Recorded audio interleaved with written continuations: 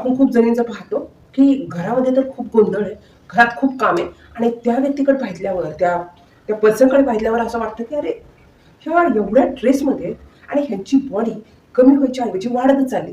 आणि गोंधळ असा होतो ज्या व्यक्तीची बॉडी वाढत जाते ना, त्याला माहीत असतं मला खूप ट्रेस आहे.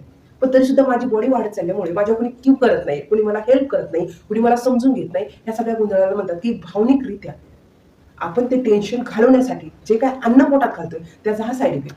आणि गोंधळ हा होतो की ह्या साईड इफेक्टमुळं कॉन्फिडन्स डाऊन, मूड आणि चिडचिड हमेशा आणि ह्या गोंधळातून बाहेर यायचंच कळत नाही.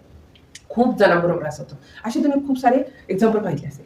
तर ह्या पॉईंटचा उपाय हे आहे की जर तुम्हाला स्वतःला खूप सारं टेन्शन चालवतंय आणि ते टेन्शन घालवण्यासाठी फास्ट फूड खाताय, जे वाटेल ते भूक नाहीये तरी खात राहताय, तर त्याने तुमचा कॉन्फिडन्स जो डाऊन होते ना त्याच्यावर एक ट्रिक करा. शांतपणे बसा आणि विचार करा, माझ्या डोक्यात गोंधळ आहे.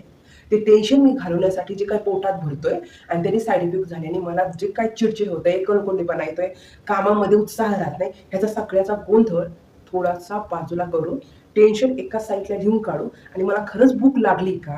मला खरंच खाण्याची गरज आहे का? हे एका पॉईंटला काढू. अशाने काय होईल माहिती आहे? तुमचं टेन्शन आहे, तुम्ही त्याची क्लॅरिटी हळू-हळू आणता आणि जर तुम्हाला भूक नसेल, त्या टाईमात तुम्ही पाणी प्या, थोडंसं सॅलड खा, थोडंसं शांत बसा. हे जर पॉईंट करत राहिला, तर ऑटोमॅटिक तुमचं काय होईल माहिती आहे? ते वेट आहे, ते हळू कमी होत जाईल.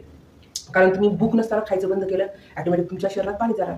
जर तुमच्या शरीरात पाणी जातंय, तर बरोबर तुमचं शरीर ऑटोमॅटिक हेल्दी राहील, चिडचिडपणा नाही होणार. तुम्हाला कामामध्ये आनंद वाढेल आणि त्याच्यानंतर तुमचं कॉन्फिडन्स नक्कीच बिल्ड होणार.